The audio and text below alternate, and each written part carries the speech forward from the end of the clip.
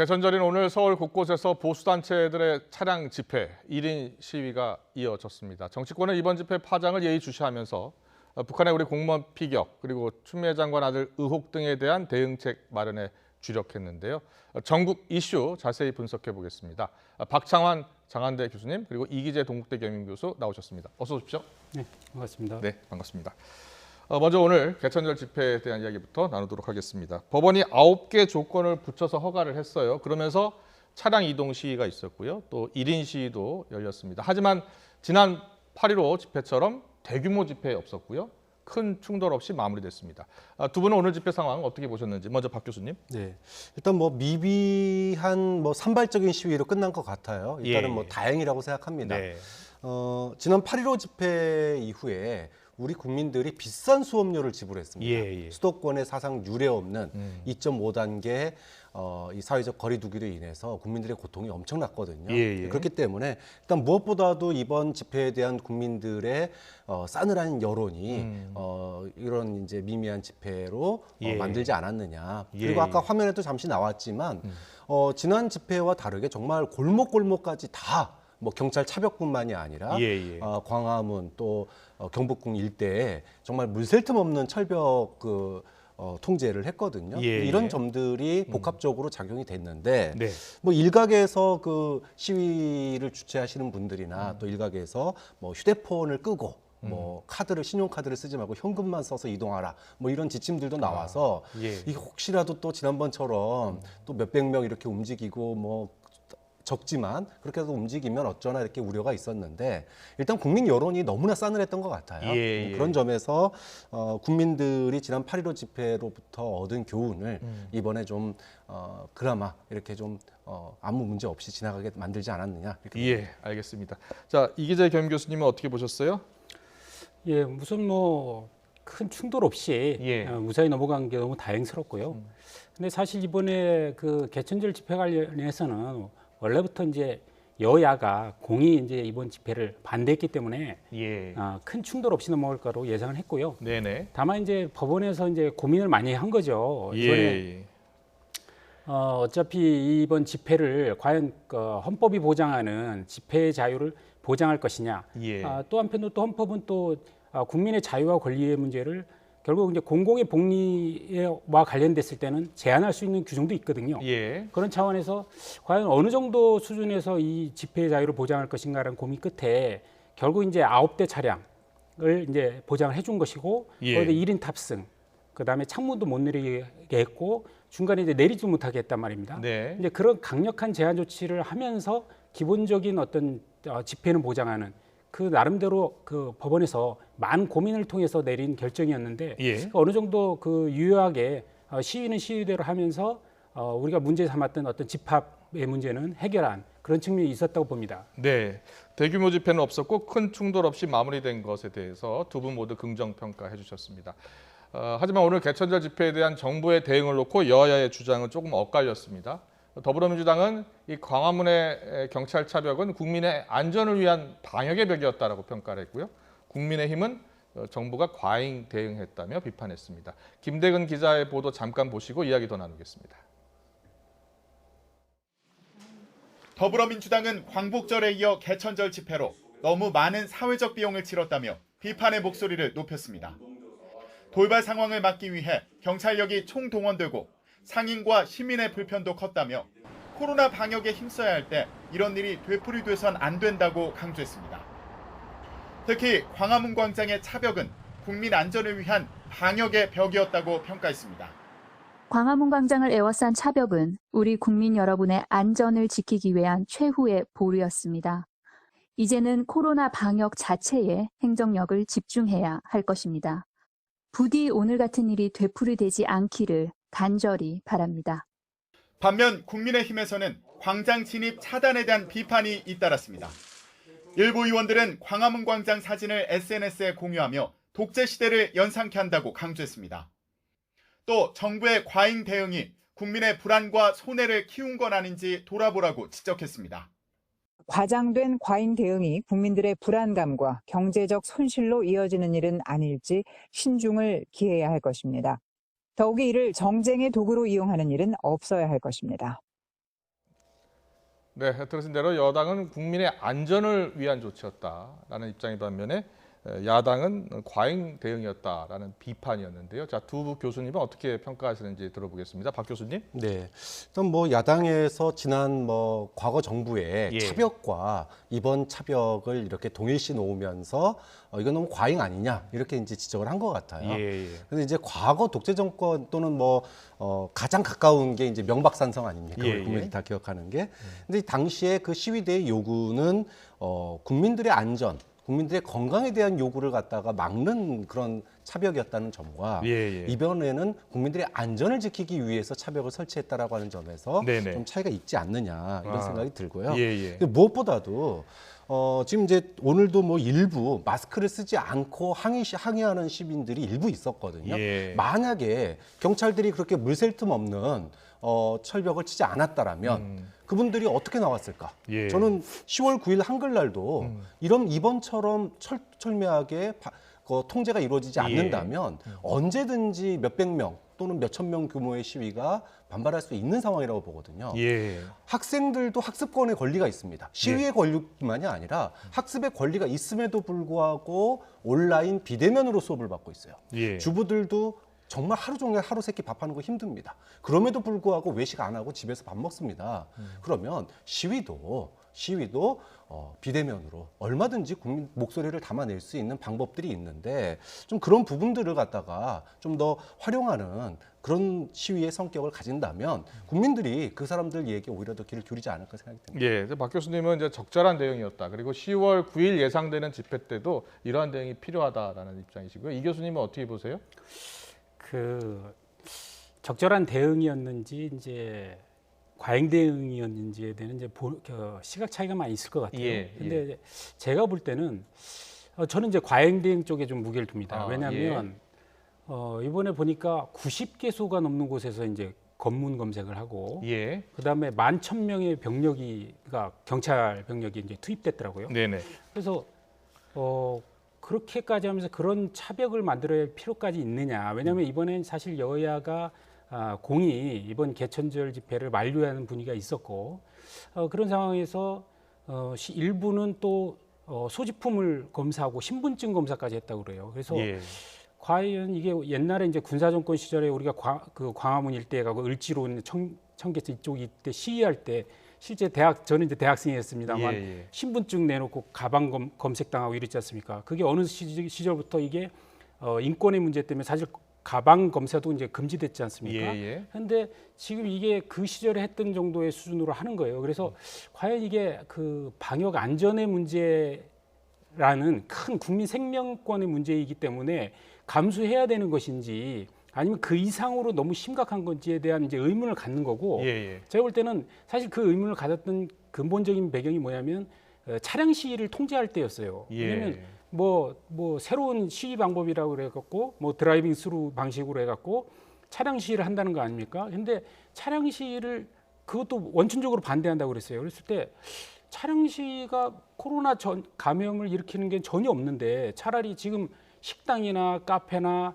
공원이나 지금 어디 가면 사람들이 엄청나게 운집하고 있거든요. 예. 그런 부분이 훨씬 위험하지 차량이 몇 대 열을 지어 간다고 해서 위험할 소지가 없잖아요. 그리고 현재 상태에서 우리 2단계에서는 50인 이상이 집합 금지 명령 아닙니까? 예. 그런 면에서는 대통령도 지난번에 청년날 행사에 50인 이내에서 청와대에 그 청년들 초대하고 행사하듯이 충분히 그 이내에서는 보장해야 되는 것이지 이거를 그렇게 그 경찰을 과잉으로 투입해 갖고 완전 봉쇄하는 방식으로 꼭 해야 될 것인지 이런 문제에서는 문제를 지적할 수 있다 이런 측면에서 말씀드리겠습니다. 예. 그 부분에 대해서는 꼭 언급하고 싶은 분야가 예. 있는데요. 이번 집회는 차량 시위만 있었던 게 아닙니다. 사실은 신고하지 않고 거부됐음에도 불구하고 비차량 시위를 갖다가 시도하는 사람들이 있었거든요. 예. 그분들이 1인 시위 형식을 띠긴 했지만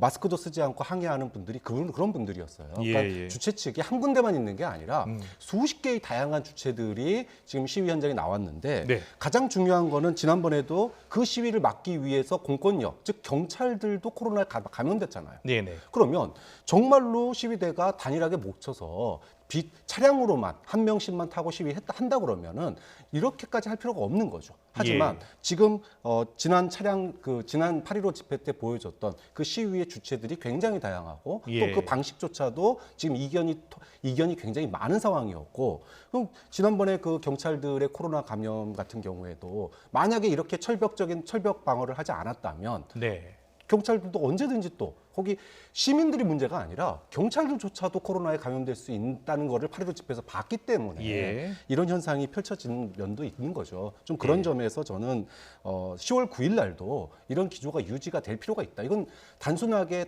뭐 방역 문제가 아니라 경찰들의 공권력의 안전을 위해서라도 저는 할 필요가 있다고 봅니다. 알겠습니다. 경찰들이 11,000명이 모였는데 그 경찰들은 코로나에 안 걸립니까? 경찰들도 그렇게 집합시키면 안 되는 거죠. 저는 이번에 대응을 할 때 집회를 사실 하지 않도록 여야 정당뿐만 아니라 시민단체도 협조를 구하고, 그리고 그들의 목소리를 낼 수 있는 그런 공간, 그런 장들을 오히려 합법적 틀 내에서 감염을 최소화하는 방식으로 열어주는 방식으로도 고민해 볼 필요가 있다. 이런 말씀을 드리는 겁니다. 네, 알겠습니다. 두 분의 의견 충분히 들었고요. 다음 이슈로 넘어가겠습니다. 지난해 조국 전 장관, 이번엔 추미애 법무부 장관이 나란히 지금 개천절 집회 중심에 섰는데요. 자녀 특혜 의혹이라는 우리 사회에서 가장 민감한 사안을 건드렸다는 공통점이 있습니다. 특히 당시 조 전 장관이 집회 이후에 사퇴하면서 전국에 큰 파장을 몰고 온 바 있는데요. 이번 추 장관의 아들 논란은 어떻게 될지 한번 전망해 보겠습니다. 네, 박 교수님. 이번 추석 연휴 기간 추미애 장관이 적극적으로 반박에 나서지 않았습니까? 아들 특혜 논란 의혹 가지고 어떻게 전망하세요?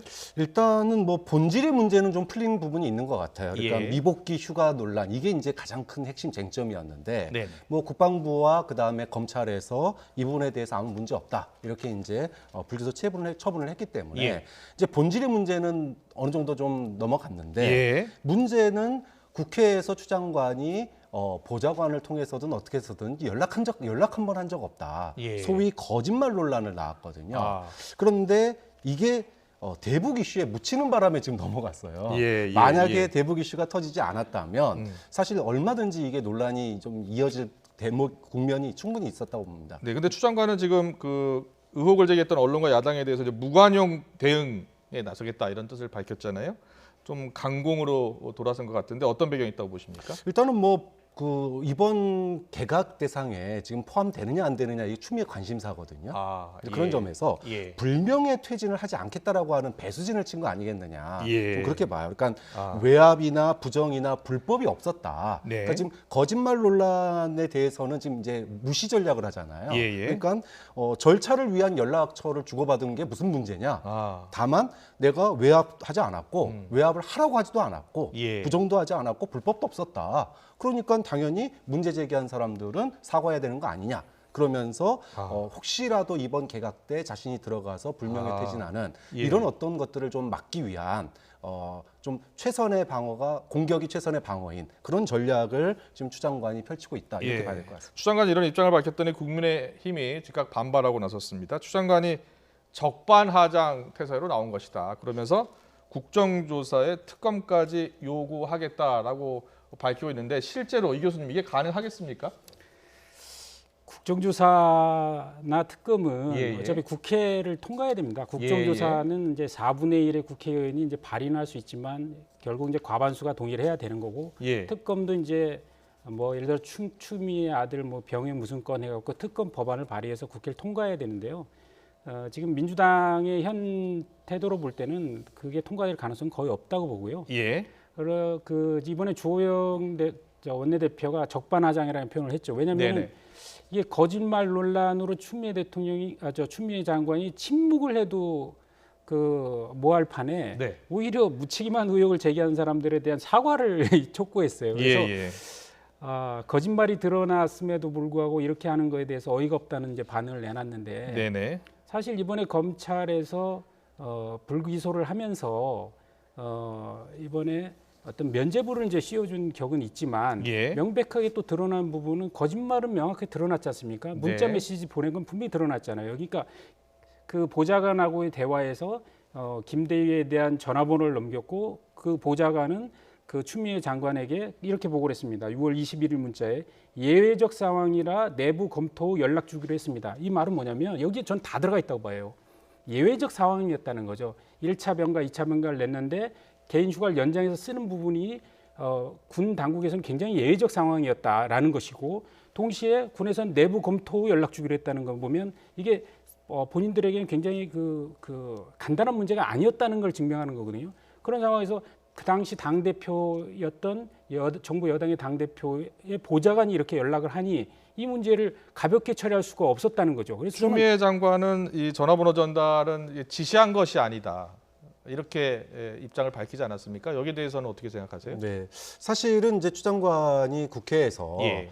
수차례 이제 그 자신은 연락한 적도 없고 시킨 적도 없다 그랬거든요. 예. 그런데 그 당시에도 이 추 장관이 너무 나가는 거 아니냐. 그러니까 충분히 뭐 절차를 위해서든 예. 뭐 예를 들어 민원실의 부모가 아무리 뭐 당대표라고 그래도 자기 자식 일인데 절차를 위한 문의 정도는 얼마든지 할 수 있는데 예. 뭐 그것까지도 부정을 하는 얘기가 예. 좀 너무 과잉 대응 아니냐 이런 얘기가 있었거든요. 예, 좀 예. 그런 점이 지금 이제 거짓말 논란으로까지 이제 꼬리표를 남겼는데 네네. 좀 이 부분은 추 장관이 너무 경직된 대응을 했다. 네. 그래서 좀 두고두고 좀 아쉬운 대목으로 만약에 이번에 개각 때 바뀌게 된다면 예. 사실은 핵심은 이 거짓말 논란이 될 가능성이 매우 높거든요. 네. 그렇다면은 추 장관의 대응이 그 당시에 좀 과한 측면이 있었다. 얼마든지 자신 문제에 대해서 알아는 볼 수 있는 거죠. 그것이 네. 외압이나 압력이 아니었고 충분한 절차를 위한 거였다면 알 수 있는 거였는데 예. 뭐 그 정도 얘기는 할 수 있지 않았을까 싶었는데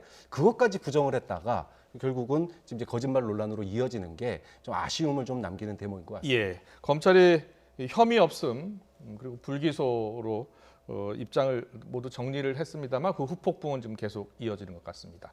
그리고 국민을 충격에 몰아넣었던 공무원 피격 사망 사건 역시 추석 이후에도 정치권의 큰 이슈가 될 것으로 보입니다. 추석 전 대북 규탄 성명에 여야가 합의하지 못했죠. 그리고 공방은 지금 계속 이어지고 있습니다. 오늘은 국민의힘 하태경 의원이 이 문 대통령의 이 책임을 피하려 월북론을 제기했다, 이런 주장을 폈어요. 박 교수님 어떻게 보세요? 아니 월북론이라는 게 예. 여당에서 나온 게 아니잖아요. 예. 그러니까 국방부와 해경에서 다양한 첩보들을 분석해가지고 지금 이제 그 첩보의 출처가 어디고 정확한 그 내용은 안보상의 이유로 밝힐 수는 없지만 월북이라는 점을 분명하게 확정을 지었기 때문에 네. 지금 이제 월북으로 발표를 한 거거든요. 만약에 월북이라고 하는 증거가 없었다라면은 뭐 단순 추정, 그러니까 맨 처음 이제 그 발표가 나왔을 때 뭐 신발 벗고 빗 입고 요 정도 가지고 이제 월북이라고 한 거에 대해서 가족들도 반발을 했는데 네. 만약에 그것만 증거가 있다 그러면은 저도 그건 문제 제기를 하고 싶어요. 예. 그런데 국방부와 해경이 북한의 어떤 그 통신 감청, 뭐 여러 감청으로 추정되는 그런 증거들을 가지고 있기 때문에 예. 월북이라고 발표하지 않았겠느냐. 예. 좀 그런 점에서 뭐 책임을 회피하기 위해서 월북으로 뭐 예. 뒤집어 씌웠다 이렇게 얘기하는 것은 지금 국방부가 그 국방위원들에게는 비공개로 아마 그 내용을 갖다가 좀 알려준 것 같은데 예, 예. 좀 그분에 대해서 너무 간과한 거 아니냐. 이걸 어떻게 아무 증거도 없이 월북으로 몰아갈 수 있겠습니까? 네, 여당에서는 정부 비난에 눈이 멀어서 얼토당토하지 않는 그런 주장을 펴고 있다라고 말을 하고 있습니다. 이 교수님은 어떻게 보세요? 그 하태경 의원이 제기한 월북론은 뭐냐면은 이제 그 만약에 월북이었다면 북한에서는 자신들에게 망명하러 온 사람을 사살한 거 아닙니까? 예. 그러면 국제사회에 북한이 더 어려워지지 않는 거냐? 그럼 이 친북적인 문재인 정부가 할 소리가 아니지 않느냐? 이런 이제 제기를 비꼬면서 한 거죠. 네, 그랬던 거고 예. 지금 또 한편에 지금 월북론에 대해서 지금 자꾸 얘기되는 부분은 뭐냐면 이제 그 결국 이제 그 9월 22일 날 그 북한이 이제 그 우리 저 공무원을 발견하고 사살하기까지 네. 한 6시간 동안 군은 뭘 어떻게 대응을 했느냐. 그리고 네네. 그 이후에 다음 날 아침까지 보고를 받을 때까지 문재인 대통령이 뭘 했냐. 예. 국민을 위해서 이런 이제 제기를 자꾸 하다 보니까 자꾸 이제 그 월북을 이제 그 여당에서는 강조하게 되는 거죠. 왜냐하면 그 북한으로 넘어가는 사람까지 대통령이 책임져야 되냐 이런 이제 얘기를 할 수 있는 거거든요. 그러다 보니까 이제 결국 이제 국민 정서상 그렇게 제기를 하면 좀 빠져나갈 수 있지 않을까라고 하면서 어떤 월북을 강하게 주장하는 거 아니냐, 이거에 대해서 문제를 제기하고 있는 게 야당인 것이고요. 근데 여나 야나 제가 볼 때는 월북이 쟁점이 되어서는 절대로 안 된다고 봅니다. 이거는 왜냐하면 월북에 대해서는 그 나중에 밝혀지기도 어려울 뿐만 아니라 그 당시의 상황에 따라서 그 사람이 살기 위해서 그런 의사를 표현할 수도 있었어요. 그렇기 때문에 그것이 중요한 게 아니라 결국은 우리 국민이 어떤 동기에서건 아니면 표류에서건 북한 지역이 넘어갔고 이것을 북한에서는 사살해서 시신을 훼손했단 말입니다. 이것도 이제 증거로서 이제 밝혀져야 될 문제고 서로 쟁점이 있긴 하지만 이런 문제에 대해서 북한에서 명확한 지금 현재 북한에서 밝힌 주장하고 우리 국방부에서 생각하는 그 당시의 정황하고는 너무나 차이가 있잖아요. 이 부분에 대해서 공동조사를 통해서 빨리 밝히고 책임질 거는 책임지고 이런 강한 주문을 요구해야 된다. 이런 걸 지금 야당에서 지적하고 있는 것입니다. 정부와 여당도 지금 남북 공동조사를 제안한 상황이고요. 근데 북한이 지금 여전히 묵묵부답입니다. 네. 사실 이제 북한으로서도 유례 없는 김정은의 신속한 사과, 이게 뭐가 잘못했으니까 사과를 하는 거죠. 그러니까 뭐 월북자를 사살을 했든 뭐 수상 거동자를 사살했든 그리고 뭐 시신 훼손 여부가 지금 이제 주장이 엇갈리고 있지만 북한으로서도 이것이 남북 관계의 소위 말하는 경색 국면을 굉장히 심화시킬 수 있다라고 하는 우려가 들었기 때문에 신속한 사과와 재발 방지 약속을 했다고 생각하거든요. 근데 문제는 이거 이상은 하기 어려울 거라는 거예요. 그러니까 우리가 북한의 어떤 사과나 재발 방지 약속에 대해서 과소평가해서도 안 되지만 또 너무 이걸 갖다가 감격할 필요도 없는 거예요. 북한이 잘못했으니까 사과를 한 겁니다. 그럼 우리는 당연하게 더 조사, 그러니까 공동조사라든지 그 다음에 명백한 북한의 어떤 우리는 월북이라고 하는 증거를 가지고 있는 거잖아요. 그러면 그 얘기를 했음에도 불구하고 사격을 한 거지 않습니까? 또 시신 훼손했다라고 하는 증거도 우리는 일부 가지고 있기 때문에 발표를 했을 건데 이런 걸 가지고 북한에 따지긴 따져야죠. 다만 과거에 유사한 사례가 있었을 때 과연 북한이 자신들의 치부, 그러니까 잘못을 갖다가 다 공개를 하겠느냐. 그러니까 이 정도면 우리도 할 만큼 한 거 아니냐. 최고 지도자가 사과했고 재발방지 약속했으면 그냥 넘어가자. 그리고 이제 지금부터는 무대응으로 가겠다. 이게 아마 이제 북한의 스탠스일 것 같아서 우리로서 이제 공동조사도 요구하고 책임자 처벌도 요구해야 되겠지만 실제로 공동조사의 가능성은 좀 어렵지 않을까. 이렇게 좀 바라보는 시각이 많은 것 같습니다. 알겠습니다. 이런 가운데 또 새로운 변수가 생겼습니다. 미국 트럼프 대통령, 코로나19 확진 받고 지금 치료를 받고 있죠. 미국뿐 아니라 전 세계가 깜짝 놀랐는데 김정은 위원장이 이례적으로 곧바로 이제 쾌유를 바라는 공개 전문을 보냈습니다. 일각에서는 미 대선 전에 북미 간 협상 카드 이야기도 있었는데요. 자, 김 위원장의 행보 어떻게 보십니까? 일단은 뭐 이번 피격 사건으로 인해서 북한이 과연 이게 정상국가냐. 그동안 사실 김정은이 정상국가 이미지를 만들기 위해서 굉장히 노력했었는데 이번 이제 코로나에 대해서 쾌유를 바라는 이런 서한을 보낸 거는 정상국가의 이미지를 다시 좀 살리겠다. 이런 게 있는 거고요. 그다음에 또 하나는 이제 트럼프가 굉장히 어려운 형국에 빠진 거 아니겠습니까? 그러면 여기서 트럼프에게 뭔가 무게를 실어주는 듯한 그것이 아무리 작은 거라도 그럼 트럼프 입장에서는 조금이라도 어쨌든 이득이 될 수 있는 그런 장면을 연출할 수 있는 거거든요. 좀 그런 점에서 북한이 향후에 어떤 협상에서 좀 더 우월한 지위를 가지기 위해서 지금 이제 카드를 던진 거다. 이것이 구체적인 어떤 협상으로 이어질지 또는 뭐 나중에 정말 트럼프가 재선을 해서 어떤 협상으로서 또 이것이 좋은 어떤 디딤돌이 될지는 모르겠지만 북한으로서는 손해볼 거가 없거든요. 말 한마디 잘해서 나중에 협상에서 좋은 우위를 차지한다면 그런 점에서 김정은의 전문 이거는 굉장히 다목적 포석을 가진 그런 전문이 될 수 있는 거죠. 이 쾌유 전문을 놓고서 트럼프 대통령의 재선을 지금 김정은 위원장이 바라고 있다라는 간접 메시지다. 그리고 또 대선 전까지는 도발하지 않겠다라는 그런 또 간접 메시지를 전한 것이다. 이렇게 또 보는 해석도 있더라고요. 이 교수님, 이게 향후 북미 관계에 어떤 영향을 미칠 것 같습니까? 김정은 위원장이 공개 전문을 이제 트럼프에 보낸 거는 이제 트럼프는 그 부분에 대해서는 굉장히 기분이 좋았을 겁니다. 왜냐하면은 지금 대선에서 지금 트럼프가 굉장히 그 위기에 놓여 있고 대선 상황에서 그다음에 지금 지지율의 문제라든가 그다음에 또 코로나까지 지금 걸려 있는 이런 상황 하에서 김정은이 어떤 그런 메시지를 주면은 미국 국민들 입장에서 볼 때는 트럼프 대통령이 김정은을 잘 요리해 왔구나. 잘 길들여 왔구나 이런 이제 메시지를 줄 수 있는 것이기 때문에 네. 트럼프한테는 이제 선물을 줬다고 보고요. 김정은 또 그런 선물을 줌으로써 결국 이제 바이든은 지금 이 대선 과정에서 김정은에 대해서 굉장히 강력한 메시지를 날리고 강력한 대북 정책을 하겠다는 걸 표방해 왔거든요. 이런 측면에서 볼 때는 트럼프가 재집권을 하는 것이 그동안 이제 북미 정상회담의 연장선에서 이어질 수도 있고 또 트럼프의 성격상 이게 기질상 어떤 빅딜이 가능하다 이런 이제 판단을 하는 것 같아요. 이런 측면에서 트럼프의 이제 당선을 좀 위에서 보내지 않았냐 이런 이제 관측을 할 수 있는 것이죠. 예, 알겠습니다. 이 추석 연휴에 그런데 국민의힘 청년 위원들 저 페이스북 소개글이 또 이런 가운데 논란이 되고 있습니다. 근데 뭐 문제가 커지자 당에서 해당 위원들에게 면직 또는 징계 처분을 내렸는데요. 국민의힘 청년위원 SNS 논란 짚어보겠습니다. 박 교수님. 네. 뭐 하나님의 통치 뭐 이런 소개글을 올렸나 봐요. 네.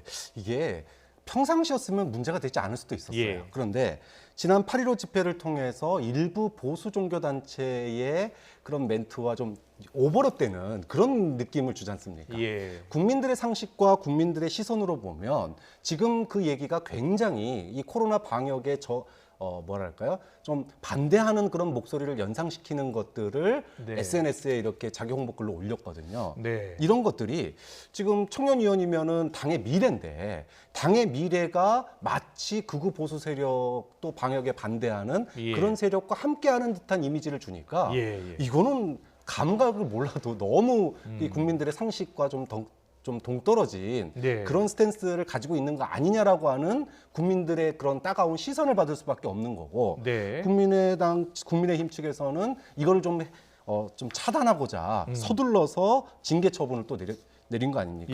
좀 그런 점에서 보면 국민의힘이 과연 상식적인 그러니까 좀 뭐랄까요 국민의 지금 어떤 그런 그 따가운 시선을 어떻게 처리해야 될지에 대해서 아직 내부적으로 좀 통일된 입장을 가지고 있지 못한 것들이 결국은 터져 나온 게 이번 그 청년위원 SNS 사태가 아닌가 싶습니다. 네. 근데 이걸 좀 너무 좀 과대하게 해석할 필요는 없을 것 같아요. 제가 볼 때 이게 언론에서 많이 이제 거론돼서 저도 이제 알아보고 봤더니 그냥 우리 예를 들어서 이제 국민의힘에 이제 당에 보면 위원회가 여러 개 있지 않습니까? 무슨 뭐 국민통합위원회 있고 무슨 위원회 있고 뭐 여성위원회 있고 쭉 있는데 그 중에 이제 뭐 청년위원회라는 게 있는 거고 그 안에서 이제 그 청년들끼리 이제 뭐 직책 당직을 가지면서 그걸 이제 자기들을 이제 소개하는 이제 자기들의 SNS 이제 글에 어떤 개성 넘치는 이제 톡톡 튀는 이제 자기들이 이제 그 소개 프로필을 쓴 과정에서 이제 나온 것 같아요. 이게 이제 뭐 어떤 주장을 하거나 연설을 하고 이런 게 아니고 그런 측면에서 너무 과하게 볼 필요는 없다. 그러나 이제 다만 이제 청년들한테 부탁하고 싶은 거는 이제 그들도 이제 어떤 당의 한 이제 일원으로서 당직을 갖게 되면 그것에 대한 책임을 져야 되기 때문에 정말 그 전에는 어떤 청년으로서 어떤 개성이 넘치는 어떤 독특함을 강조했다면 이제는 모든 한마디 그다음에 한 행동 하나하나가 정말 국민이 본인을 바라본다는 이런 관점하에서 정말 책임 있게 해야 된다. 이런 측면에서 이번에 큰 교훈이 되지 않았을까 싶습니다. 네, 알겠습니다. 그리고 최근에 더불어민주당 이낙연 대표 그리고 이재명 경기지사 대권자 선호도 조사에서 이제 압수수색 조치를 하고 있는데요. 선두 자리를 놓고 치열한 경쟁을 벌이고 있습니다. 최근 여론조사에서도 어느 조사에서는 이낙연 대표가 또 어느 조사에서는 이재명 지사가 각각 1위를 차지하고 있습니다. 여론조사 잠깐 보여주실래요? 네, 지금 차기 대선자 선호도가 나오고 있습니다. 자, 박 교수님, 이낙연 대표와 이재명 지사 치열한 경쟁을 벌이고 있어요. 네. 저는 이번 여론조사 보면서요. 예. 이거는 이낙연 대표가 굉장히 선방하고 있는 거라고 봤습니다. 아, 이낙연 대표가 진짜 당대표 취임 이후에 예. 뭐 지금 선별지급 논란, 그다음에 추장관 자녀 논란, 대북 이슈 논란까지 네. 사실 그 민주당으로서는 악재가 계속 이어지고 있는 거거든요. 예. 이렇게 악재가 이어지고 있으면은 일반적으로 보면은 여당 대표 지지율은 조금 하락할 수밖에 없어요. 예. 그럼에도 불구하고 지금 어쨌든 뭐 저기 선두와 이재명 지사와 이렇게 네. 엎치락뒤치락 하는 또는 그 소위 뭐라 그러죠 표본 오차 내에서 싸우고 있다라고 하는 것은 네. 이낙연 대표가 선방하고 있는 거다 봐야 됩니다. 그래서 예. 이거는 이낙연 대표가 지금 당정 일치, 그러니까 지금 대통령 청와대와 여당의 한몸론인데 이 부분을 강조하는 이유가 예. 지금 현재는 아직 굳건한 지지 세력이 없는 이낙연 대표로서는 어느 정도 지금 이 전략이 그래도 지금으로서는 굉장히 성공한 전략 아니겠느냐. 아직까지는 예. 그렇게 뭐 평가할 수 있는 대목인 것 같습니다. 네, 이주기 교수님 어떻게 보셨어요? 저는 이제 이낙연 지사하고 이제 그 이낙연 당 대표하고 네. 이재명 지사의 이제 여론조사 엎치락뒤치락 하는 거 보면서 2007년이 생각나는 거예요. 예. 결국 이제 그 이명박 대통령이냐, 이명박이냐, 박근혜냐 이 이제 그야말로 이제 야권의 주자의 이제 빅2의 경합 속에서 예. 사실 민주당의 존재감이 완전히 사라지면서 나중에는 정동영 후보가 본선에서 전혀 힘을 못 썼잖아요. 예. 그렇듯이 이 빅2가 계속 치고받으면서 고착화되면 현재 야권 주자들이 맥을 못 쓰고 당할 수가 있다. 그래서 국민의힘 주자들이 지금 국민의힘의 당의 당내 주자는 이제 원희룡, 오세훈, 유승민 이 정도가 있고 야권 전체로 보면 이제 뭐 안철수, 홍준표 이렇게 있을 텐데 네. 야, 이분들이 좀 더 노력을 진짜 많이 해야 된다. 이슈에 대해서 선점하고 뭔가 본인의 것을 보여줘야 될 시기가 왔다. 그리고 김종인 비대위원장도 빨리 그 야권의 전열을 가다듬고 예. 이런 주자들을 띄우기 위해서 장을 만들어주면서 그분들과 국민들이 호흡할 수 있게 어떤 길을 터주는 역할들을 좀 해주셔야 된다. 이런 상황이 계속 고착화되면 싸워보지도 못하고 예. 2007년 꼴 날 수 있다. 이런 부분을 좀 지적하고 싶습니다. 알겠습니다. 오늘 정치권 이슈는 여기까지 듣도록 하겠습니다. 지금까지 박창환 장한대 교수님 그리고 이기재 동국대 겸임 교수님이었습니다. 잘 들었습니다.